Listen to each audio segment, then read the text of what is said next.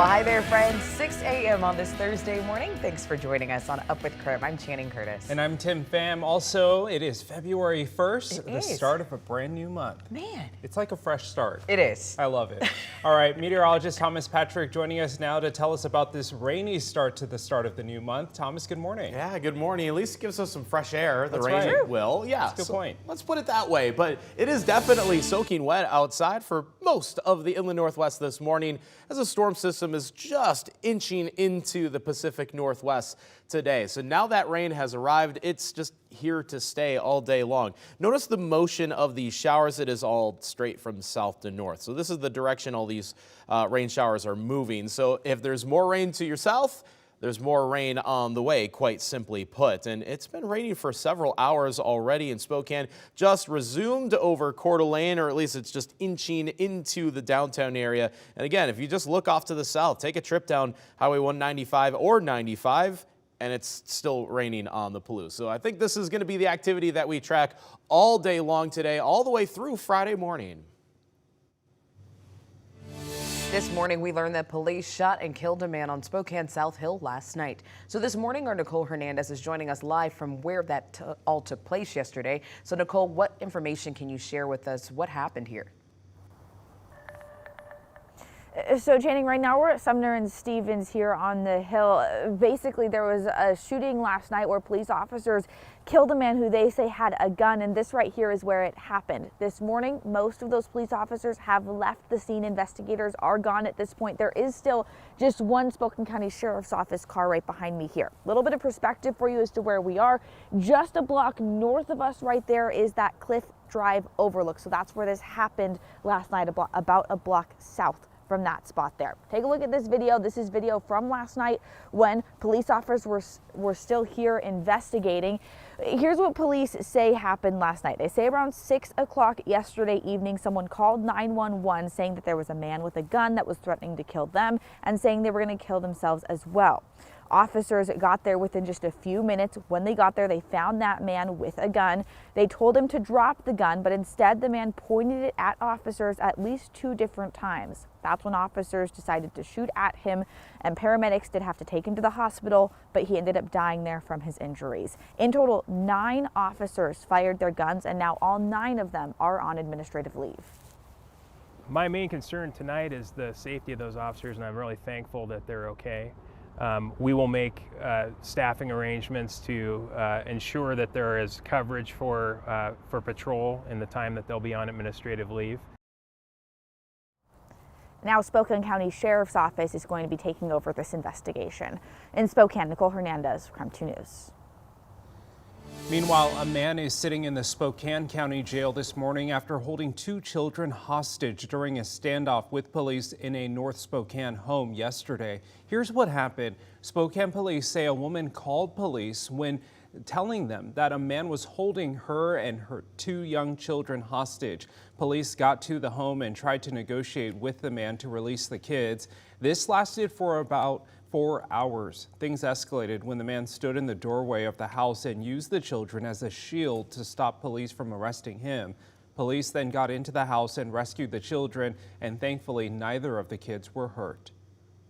These situations are really, really complex. When you have a hostage situation, an armed suspect holding, not letting people go, it is really complex. It takes a lot of resources to maximize the chances that we can save those innocent parties. The identity of the man has not been released. He was arrested and faces felony charges for kidnapping and harassment. Bryan Kohberger is asking for his trial to be moved to a new location. He's the man accused of murdering 4 University of Idaho students in November of 2022. This week, Kohberger's attorneys filed a motion to move his trial out of Latah County. The new court filing shows that the defense thinks that, quote, a fair and impartial jury cannot be found in Latah County. They also say the county doesn't have a large enough population to avoid bias in the case. No trial date has been set yet. It is 6:05. Let's take a look at your morning rush. More news in less time. New this morning, an Idaho death row inmate scheduled to be executed at the end of this month filed a motion to stop it.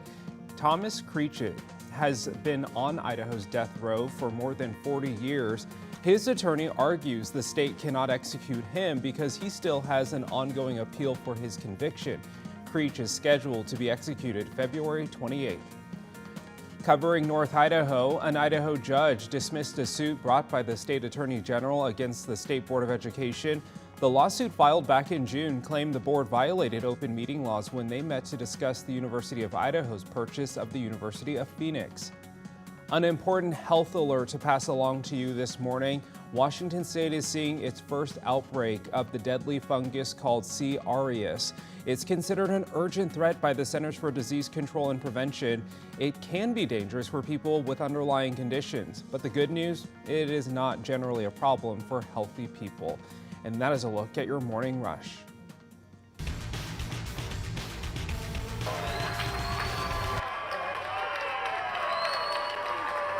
Oh, look at that. A warm welcome for the Seahawks' new head coach at the team's headquarters. The Hawks made it official by naming Mike Macdonald as the franchise's 9th head coach. He will be formally introduced at a press conference at 11 o'clock this morning. Channing dug into what Hawk fans can look forward to with their new head coach. Channing? Yeah, Tim, it's going to be quite the change for Hawks fans, going from Pete Carroll, who was the oldest head coach in the NFL, to Macdonald, who now becomes the youngest head coach at just 36 years old. Macdonald comes to Seattle with a lot of coaching experience, though. He has more than a decade of experience across both the NFL and collegiate ball. He spent 9 years with Baltimore working with the Ravens defense. Just an hour before the announcement, Ravens star safety Kyle Hamilton spoke on what makes Macdonald so special. Really smart guy, probably the smartest guy in the building. Don't tell him I said that, but you know, he's gonna get everybody in the right spots, use everybody's best abilities, and really just conforms to what we do best as a defense and as a team. And great motivator. He lets the guys lead the room. It's just a bunch of great qualities for him, and whatever is coming in his future, he deserves it. Now, Macdonald led the Ravens defense to a record-setting season. They were the first defense in NFL history to lead the league in fewest points, most sacks, and most takeaways. They were also #1 in several other defensive categories as well, and that alone should be enough to get Seahawks fans excited after watching their team's defense get run over several times during the season.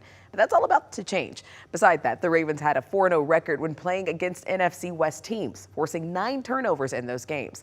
Now, the big question remains is what does this mean for the future of quarterback Geno Smith? I guess we'll just all have to wait and see.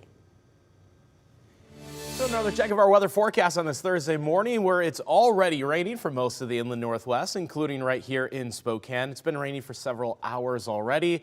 It's likely going to continue to rain for several more hours. But we're at 38 degrees, so no hint of any kind of frozen precipitation today, just simply because it's too warm. And if 38 wasn't warm enough, it's 48 in Pullman and already 52 in Moscow. So very warm conditions yet again on the Palouse, and we'll continue to warm things up to about the mid-40s for today. But those rain showers will be present near all day long, and it's mostly widespread. There's a couple of broken spots inside that batch of rainfall that you see directly over the inland Northwest, but that'll be what we see for these next 24 hours.